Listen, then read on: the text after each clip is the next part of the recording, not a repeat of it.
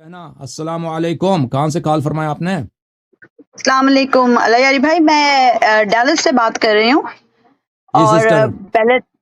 پہلے تو کیا آپ کو اللہ بہت عزت دے، آپ کو صحت اور کامیابی بخشے، اپنے بھٹکے ہوئے مسلمانوں کو سیدھی راہ پہ لگا رہے ہیں. تھینک یو، اللہ تو آپ کو سلامتی دے. میرا بہت ایک سمپل سا سوال تھا. میں ویسے تو ہوں، سنی مذہب سے تعلق رکھتی ہوں، میرے والدین سنی تھے، مگر جی. میری شادی میرے سسر شیعہ تھے اور اس سے مجھے ہوں، انٹروڈکشن ہوا. اور اب میرے ہسبینڈ آپ کو بہت سنتے ہیں، تو میں آپ کو بہت عرصے سے سن رہی ہوں.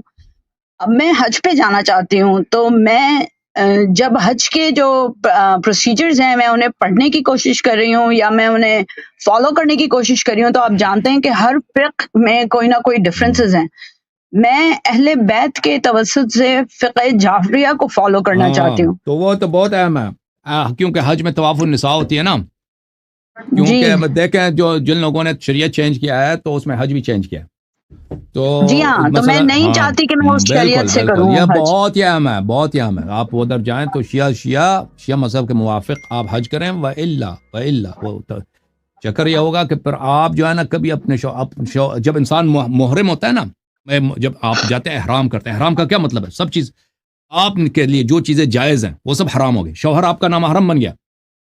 جی یعنی آپ جب احرام کے لیے جاتے ہیں نا، شوہر کے ساتھ آپ کچھ نہیں کر سکتے بھائی. شوہر آپ کا جی ہاں اجنبی بن جاتا ہے سب کچھ. یہ اس سے کیسے واپس نکلتے ہیں؟ اس کے لیے طواف النساء ہوتی ہے. طواف النساء کرنا پڑتا ہے. طواف النساء کریں گے، اس کے بعد یہ جو ہے محل ہو جائیں گے. اس کے بعد آپ کے لیے جائز ہے. اور جو لوگ جاتے ہیں طواف النساء نہیں کرتے نا، وہ قیامت تک ان کے عورتیں ان پہ حرام رہتی ہیں. اور پھر وہ یہ نبی صلی اللہ علیہ وسلم کی شریعت یہی ہے. جن لوگوں نے چینج کیا ہے دین کو، ان لوگوں نے کتنے خرابی کیا، لوگوں کا کتنا انہوں نے گناہوں میں مبتلا کیا. آپ اس کا اندازہ کیسے کر سکتے ہیں؟ جیسے طلاق ہے، تو مثلا کوئی طلاق، اب یہ طلاق ثلاث ایک مجلس میں، یہ ہے طلاق باطل ہے، ایک طلاق ہے. یہ ایک طلاق ہے. طلاق میں اگر شہود نہ ہوں، وشہدوا ذوی عدل منکم، قرآن کا آیا ہے سورہ طلاق میں کہ 2 شاہد ضروری ہے. وہی مخالفین طلاق کراتے ہیں بغیر شہود کے، اس کو کہتے ہیں صحیح ہے. ایک مجلس میں 3 دفعہ طلاق، اس کو کہتے ہیں یہ طلاق بھئی یہ ختم آپ ہو گیا. صحیح کہیں. طہر کے حالت، سنت کا طلاق کیا کہ طہر کی حالت میں ہو، طہر کی حالت ہے نا بھی، وہ حیض میں، وہ کہتے ہیں وہ طلاق ہو گئی.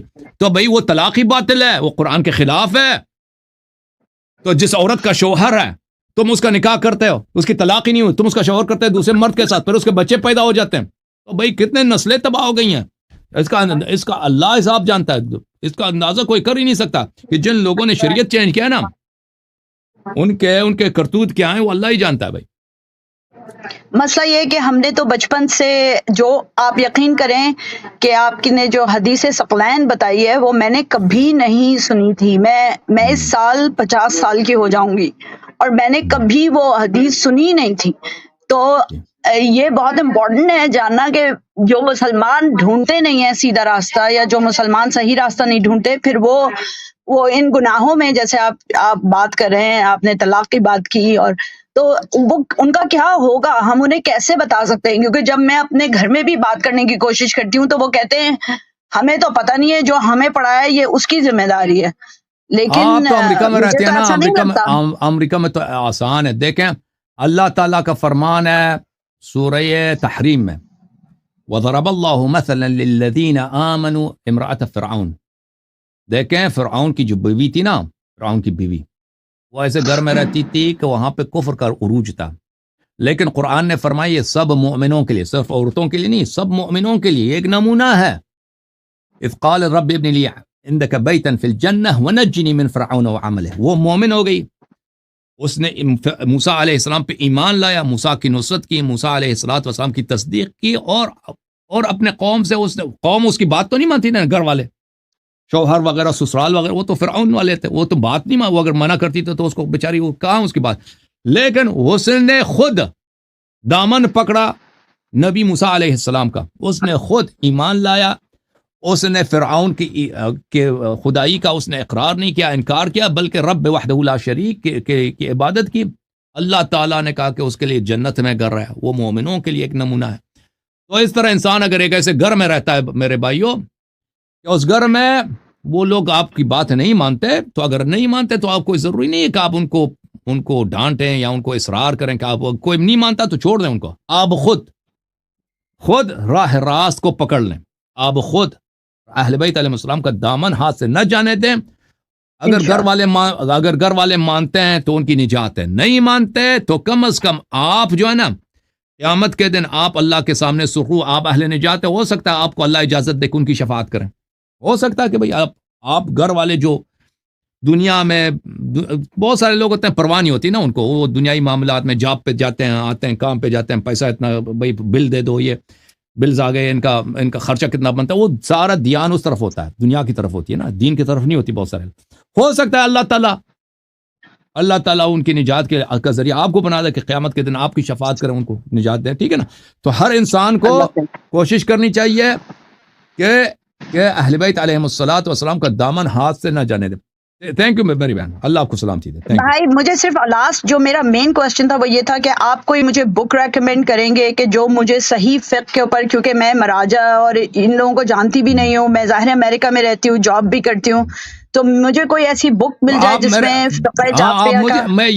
میں اردو کتابیں پڑھتا نہیں ہے, لیکن ہمارے بہت سارے لوگ نہیں, آپ انگلش بتا دیں, عربی تو نہیں آتی مجھے, لیکن انگلش میں بھی نہیں. دیکھ میں انگلش وغیرہ بھی نہیں پڑھتا, اور دیکھ مشکل یہ ہے نا کہ میں ایسے جگہ نہیں رہتا کہ یہاں پہ مسلمان زیادہ ہیں, یہاں پہ بک سٹورز ہیں, مجھے پتہ ہو کہ انسان جب ایک لائبریری میں جاتا ہے نا یا بک سٹور میں جاتا ہے, وہاں بہت ساری کتابیں نظر آتی ہیں انسان کو, پھر پتہ چلتا ہے کہ کون سی کتابیں ہیں جو آپ میں ریکمنڈ کر. یہ تو ہوتا نہیں, میں تو بہت سالوں سے ایسے جگہ میں رہتا ہوں کہ یہاں پہ مسلمانوں کی اتنی تعداد نہیں ہے, تو وہ لائبریری بک سٹور کچھ بھی نہیں ہے.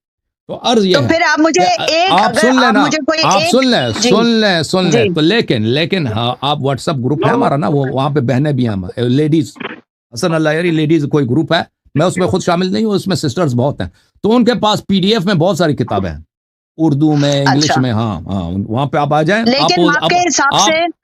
آپ یہ جو لڑکا, یہ جو خان صاحب ہے نا ہمارے ایک تو ہم نے ایک نیا آپریٹر رکھا ہے, چودھری تفضل صاحب یا خان صاحب سے آپ رابطہ کریں, وہ خان صاحب آپ کو وہ گروپ میں ڈال دیں گے. ٹھیک ہے نا. اچھا ٹھیک ہے. اچھا لاسٹ میرا کوشچن یہ, تو اگر آپ سے میں یہ پوچھوں کہ حج میں بہت ساری چیزیں کامن ہوں گی جو کہ سب فقہ میں کامن ہوں گی, لیکن کوئی ایک, جیسے آپ نے مجھے کہا طواف النساء بہت امپورٹنٹ ہے, اس کے علاوہ کچھ میں میک شور کروں کہ میں نہ کروں جو سنی مذہب میں بہت کامن ہے لیکن وہ ہے نہیں. تو زیادہ سے زیادہ اہم جو ہے وہی طواف النساء ہے. باقی جو اعمال بہت کامن ہے, حج میں اعمال کامن ہے. اچھا, لیکن وہ اس میں جو ایگزیکٹ جو چیزیں نا وہ آپ کو کتاب میں ملیں گی, کیونکہ مجھے نہیں معلوم کہ جماعت مخالفین کیا اعمال انجام دیتے ہیں حج میں, وہ مجھے تفصیل سے نہیں معلوم. ٹھیک ہے, بہت شکریہ. اللہ میاں آپ کو بہت